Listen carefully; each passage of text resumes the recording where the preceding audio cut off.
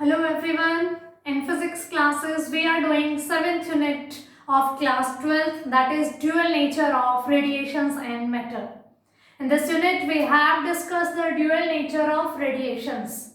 From optics we know that the radiations are having wave nature, and by discussing photoelectric effect now we come to know about the particle nature of radiations. So after this we discussed the dual nature of matter. We know matter are having particle nature, but according to the de Broglie hypothesis, he said that matter is also having the wave nature. So today our topic is Davison and Zermer experiment.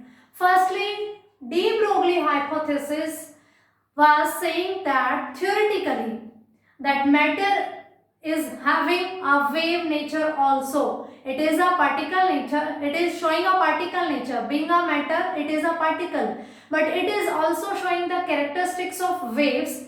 Whenever a moving particle is there, so a wave is associated with every moving particle. That is known as matter wave. This was theoretically explained by the de Broglie, and his wavelength, de Broglie wavelength was given by the formula lambda is equals to h upon mv, where m is the mass of moving particle, v is the velocity of the moving particle. After this theoretical details, Davison and Zermer performed an experiment to prove that yes, matter is having the wave nature. They performed their experiment on the electrons. We know electrons are the subatomic particle of the atom. They proved that yes, it is showing a wave nature. So obviously the result of this experiment is going to verify the de Broglie hypothesis. That means yes, matter is also having dual nature, wave as well as particle nature.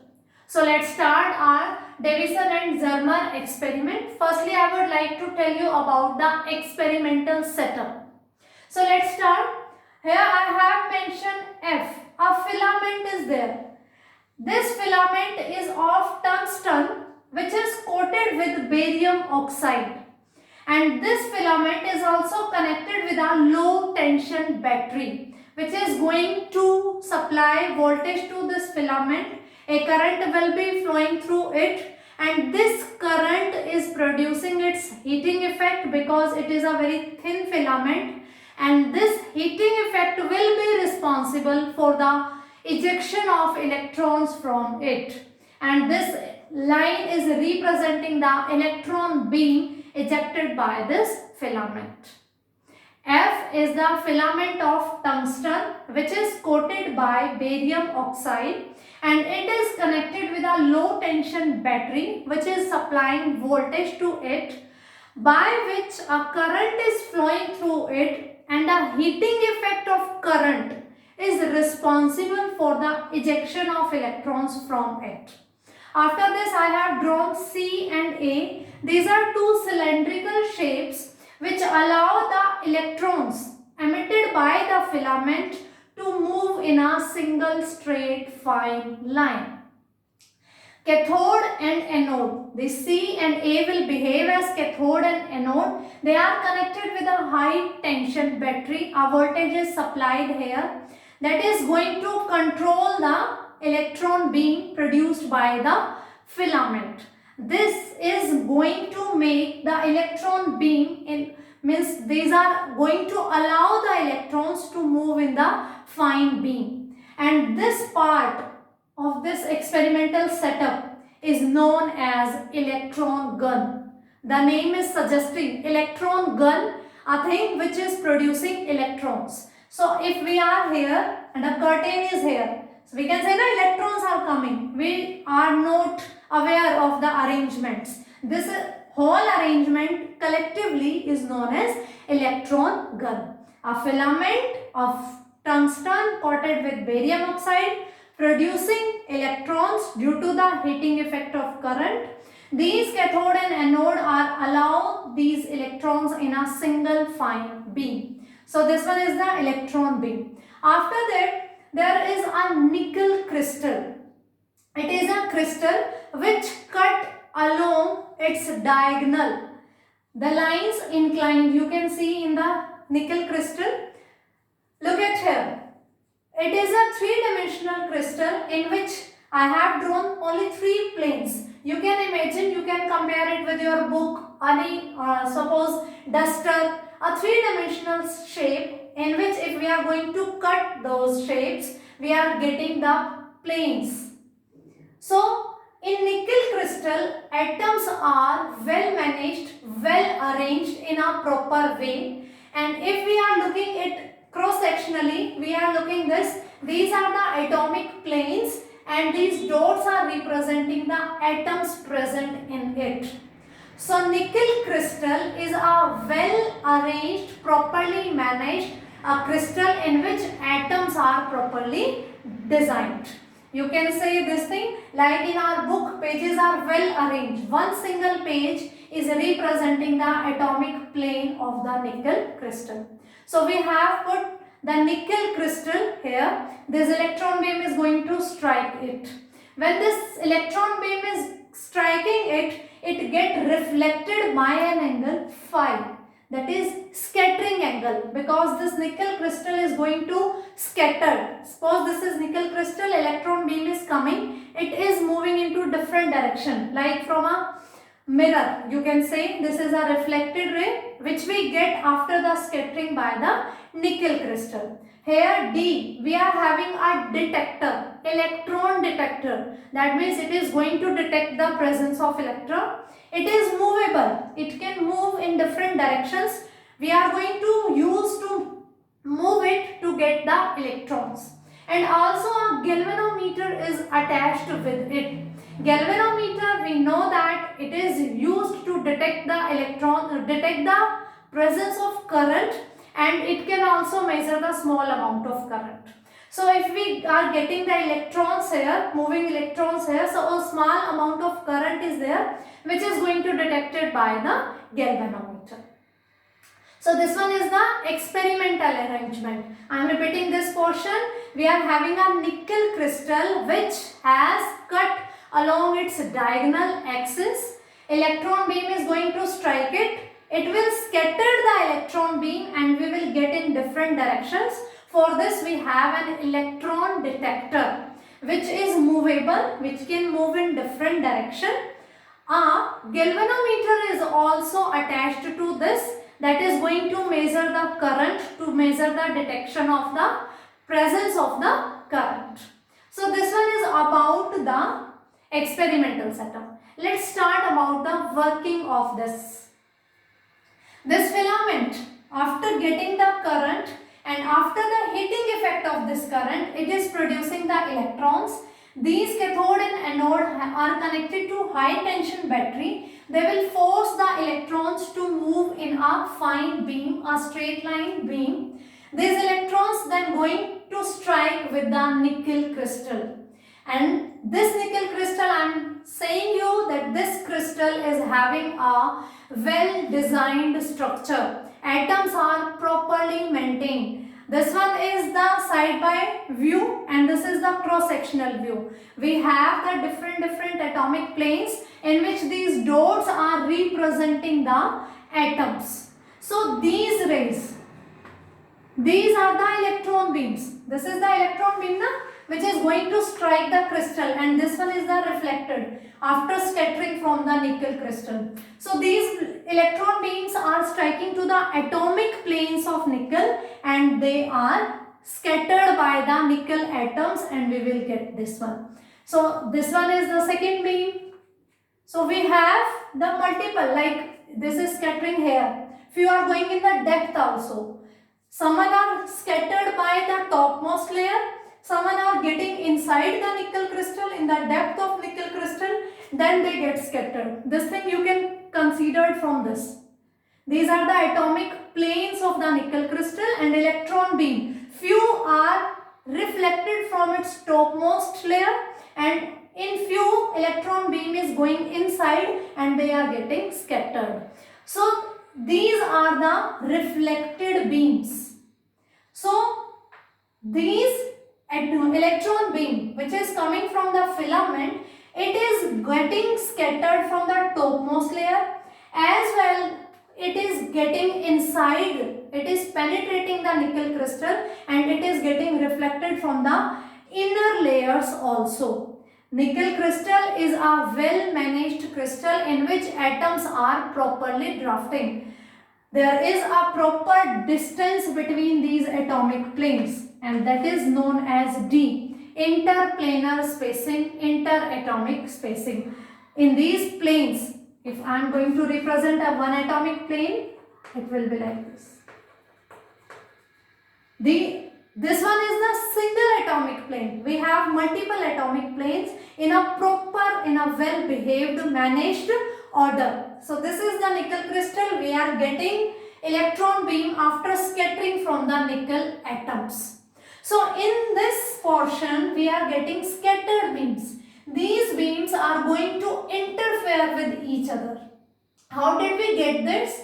We are having, I am saying that a galvanometer is here, which is going to detect the amount of current produced by these electrons. So we are going to draw the graph between scattering angle and intensity of the current or intensity of the electron beam. Electron beam is coming, striking the nickel crystal, scattered. We are getting here and this is movable. And phi is the angle of scattering, angle between the incident electron beam and scattered electron beam. It is movable. So this is the angle. For various angles, we are drawing the graph, we are drafting the graph between intensity and scattering angle. Side by, we are also maintaining the voltage through this high tension battery. When we are keeping our voltage in between 44 volt to 68 volt, we get the different peaks, different shapes of this graph, intensity versus angle of the scattering. 44 volt, 50 volt, 55 volt, 60 volt, various voltages. We are getting different peaks. Out of all these peaks, when we have maintained the potential at 54 volt, we are getting the highest peak when the scattering angle is 50 degree.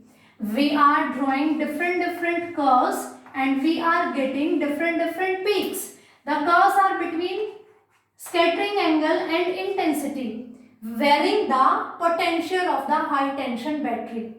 Then at 54 volt potential and at 50 degree scattering angle, we get the highest peak. Means when this angle is 50 degree and the voltage is 54 volt, at that location we are getting maximum number of electron beams. Means we are getting highest intensity. That's why peak is highest out of all these graphs. So this is showing that these various graphs are telling us that there is the interference between these scattered electron beams from the nickel crystal. The coming electron beam is getting scattered from the various atomic planes of the nickel crystal.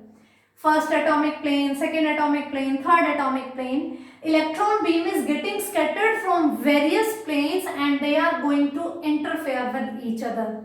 Interference is of two types, constructive and destructive. Constructive, in which the energy is going to be increased. They are going to be superimpose each other in a same direction. And destructive interference is like that. They both are going to neutralize it with each other. No energy is getting outside means.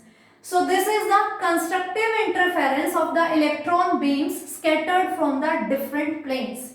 Constructive because we are getting the peak. We are getting the high intensity. That is representing something constructive. That's why it is the constructive interference. So we are getting this peak.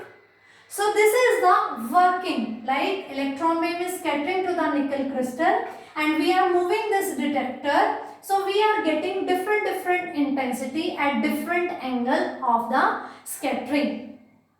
So the theory about it, that the constructive interference is there. Constructive interference of electrons beams scattered by different planes of nickel crystal. And we know that interference is the phenomena which is explained by considering the wave nature only. That means we were having electrons with us. That means electrons are also showing wave nature. That's why interference term is there. Because interference phenomena can be explained by considering the wave nature.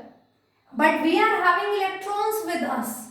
So this is showing that these peaks are forcing us, imposing the result on us that electrons are having wave nature. That's why it is showing this constructive interference.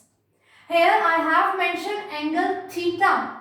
From here it is clear. The angle theta is the angle between incident ray with the atomic plane. This dotted line is suppose representing the direction of atomic plane of nickel crystal. Then the incident beam making with the angle with the atomic plane of the nickel crystal is known as theta. In detail I have drawn here, these are various atomic planes. Electron beam is coming to it, it is striking with nickel crystal, nickel atom, and they are getting scattered. So these angles with atomic planes, either incident wave is forming or this wave is forming, this is theta, and the angle between incident and scattered beam is phi, which I have already drawn here. Incident beam and scattered beam, this angle is phi.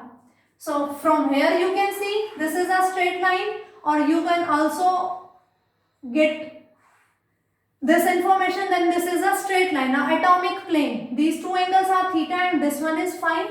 So I can write theta plus phi is equals to 180 degree. This is the atomic plane and the angle between incident ray and atomic plane is theta. This is also known as glancing angle. So using the straight line rule, theta plus phi is equals to 180 degree. Phi, we are getting maximum intensity for 50 degree. So 2 theta plus 50 degree is equals to 180 degree. So theta will be 180 minus 50 by 2, that is 65 degree. Why we are calculating this theta? Because we are saying that here is the constructive interference. For this we are going to use Bragg's law. According to the Bragg's law, here we have a formula 2d sine theta is equals to n lambda, which is the law for the first maxima of diffraction pattern. This peak we are getting.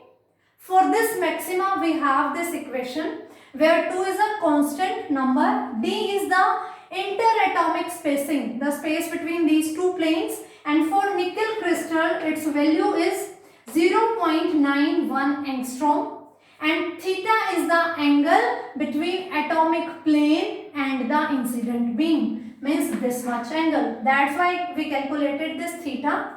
N is the order of maxima. We are getting this beam. You can see here is the minimum, then maximum, then minimum. So this is the central maxima, first maxima. This is the order, this number n, 1, 2, 3, it is an integer. So here n is equals to 1 and lambda is the wavelength of the wave. So when we are going to put these value, let's start. 2 into 0.91 angstrom into sine of 65 degree. We are not putting the 50 degree. 50 is the scattering angle. Incident beam and scattered beam. We are using angle theta. Constructive interference we have done here. So this is angle 65 degree is equals to 1 into lambda. When we are going to solve it, then we get lambda is equals to 1.65 angstrom. Or we can say lambda is equals to 1.65 into 10 to the power minus 10 meter. So this is the wavelength of the waves associated with electrons which we get experimentally. In our last class we discussed the de Broglie hypothesis. In that topic, we were having the formula for de Broglie wavelength is lambda is equals to h upon mv. In our last class, we also discussed the various formulas for de Broglie wavelength. At the last, we calculated special formula for the electrons. If electrons are moving, the wavelength was given by 12.27 angstrom upon under root v, where v was the potential by which the electrons get accelerated. So here the v is 54 volt. If we are putting this value here, we get 12.27 upon under root 54. It comes 1.66 angstrom. So this is by using the de Broglie theoretical result. And this is the wavelength by using experimental proofs, experimental observations. So we get these two wavelengths very same to each other, very approximately equal to each other. That means the hypothesis given by the de Broglie and the experiment performed by the Davison and Zermer, they both are very close to each other. So both these evidences are showing that yes, matter is also having the wave nature. They took the example of electron. We know electron is the subatomic particle of the atom. So it is also showing the wave nature because we are using the result of interference. And we know interference phenomena can be explained by considering the wave nature of the radiations only. That means electron is showing the wave nature. So matter is also having the dual character, particle as well as wave. So de Broglie and Davison-Zerman experiment both are verifying that matter is having the dual nature. So this was about the today's class, Davison and Zermer's experiment. I hope this is clear to you. Thank you for attending my class. Have a nice day.